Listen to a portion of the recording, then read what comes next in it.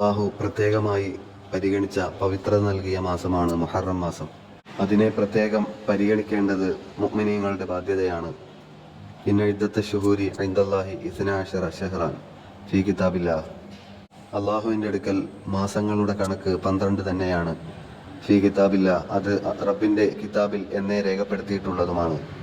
യൗമ ഖലഖസ് സമാവാതി വൽ അർള്, ആകാശ ഭൂമികളെ സൃഷ്ടിച്ച നാളു മുതൽ തന്നെ 12 മാസങ്ങളുടെ എണ്ണം എന്ന് ഖുർആൻ പറയുന്നു. മനുഷ്യർ കാലങ്ങളെ നിർണയിക്കുകയും കാലഗണനയെ ചിട്ടപ്പെടുത്തുകയും ചെയ്തിട്ട് 12 മാസങ്ങളിലേക്ക് കടന്നു വന്നത് ഒരുപാട് ചർച്ചകൾക്കൊക്കെ ഒടുവിലാണ്. എന്നാൽ അള്ളാഹുവിൻ്റെ അടുക്കൽ ഈ കാലഗണനാ കണക്ക്, മാസങ്ങളുടെ കണക്ക് 12 ആണ്. മിൻഹ അർബഅത്തുൻ ഹുറും, ഈ 12 മാസങ്ങളിൽ 4 മാസം പ്രത്യേകം പവിത്രത കൽപ്പിക്കപ്പെട്ടതാണ്. തുടർന്ന് പറയുന്നു ദാലിക ദീനുൽ ഖയ്യിം, അങ്ങനെ ഈ 4 മാസങ്ങൾക്ക് പവിത്രത കൽപ്പിച്ചുകൊണ്ടുള്ള ആ ഒരു രീതിയാണ് ശരിയായ ദീൻ. മുഹറം ഉൾപ്പെടുന്ന 4 മാസങ്ങൾ അഥവാ ദുൽഖഅദ, ദുൽഹജ്ജ്, മുഹറം, പിന്നെ റജബ് മാസം, ഇങ്ങനെ പ്രത്യേകം പരിഗണന കൽപ്പിക്കപ്പെട്ട 4 മാസങ്ങളെ പറ്റി പറഞ്ഞിട്ട് പിന്നെയും പറയുകയാണ് ഫലാ തദ്ലിമൂ ഫീഹിന്ന അൻഫുസക്കും.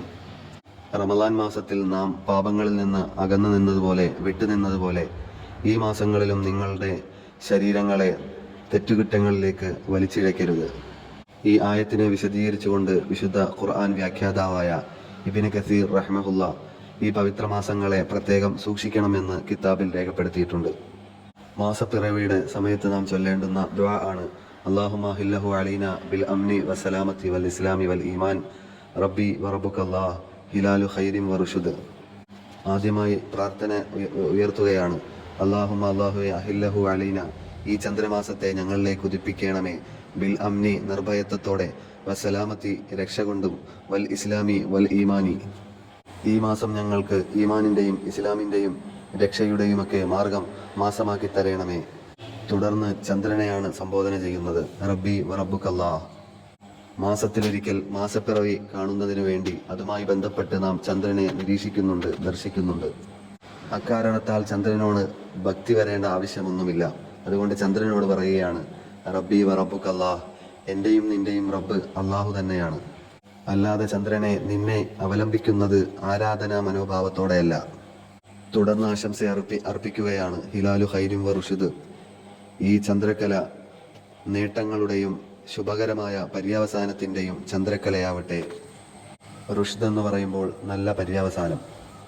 ഗുഹാവാസികളായ കഹ്ഫിൻ്റെ ആളുകൾ അവർ ദുആ ചെയ്തല്ലോ റബ്ബന ആതിനാ മിൻ ലദുങ്ക റഹ്മത്തൻ വഹയ്യിഅ ലനാ മിൻ അംരിനാ റശദ.